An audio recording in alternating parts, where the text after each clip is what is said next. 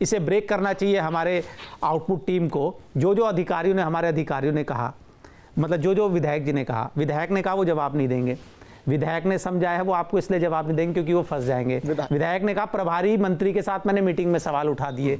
देखिए जो चीज़ें उनकी नज़र में भी है, ऐसा नहीं है सब कुछ नज़र आ रहा है। वो तो कह रहे हैं रोज 2-3 केस ऐसे आते हैं मेरे पास। वो तो कह रहे थे कि लोग फांसी लगा लेते हैं, वो कह रहे घुसपैठिए आ जा रहे हैं, रोहिंग्या बस जा रहे हैं। तो ये मुद्दा अब इस चीज़ से बढ़ के विधायक जी ने दूसरी तरफ ले गए मुद्दे को कि रोहिंग्या और घुसपैठिए आ जा रहे हैं जो यहाँ के नागरिक भी नहीं है, कि कॉलोनाइजर बेच के चले जाते हैं, बिना कागज के ज़मीन दे देते हैं।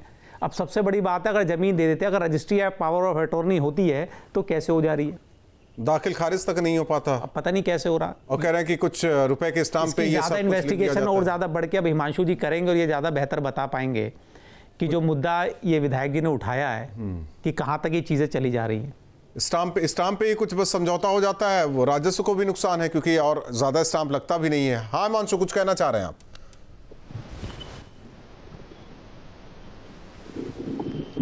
बिल्कुल, देखिए जिस तरह से अनिल जी ने बोला, बांग्लादेशी और रोहिंग्या वाली बात, ये बिल्कुल फैक्ट है। इस पर हमने ग्राउंड जीरो से रिपोर्टिंग भी की है।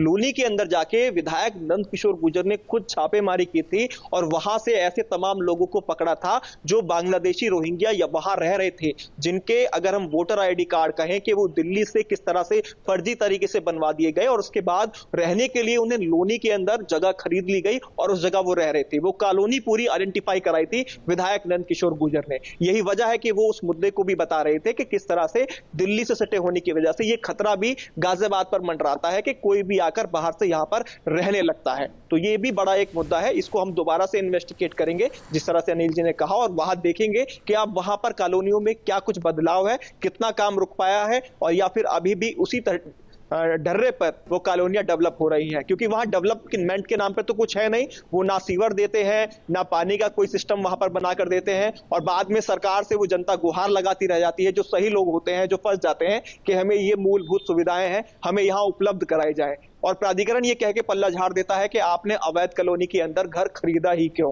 तो फंसता है कौन? एक आम आदमी, एक आम नागरिक जो अपनी गाड़ी कमाई को इकट्ठा करता है, सपने सजोने के लिए घर बनाता है, उस घर में रह सके, लेकिन वो सपने अधूरे रह जाते हैं अधूरी व्यवस्थाओं के चलते।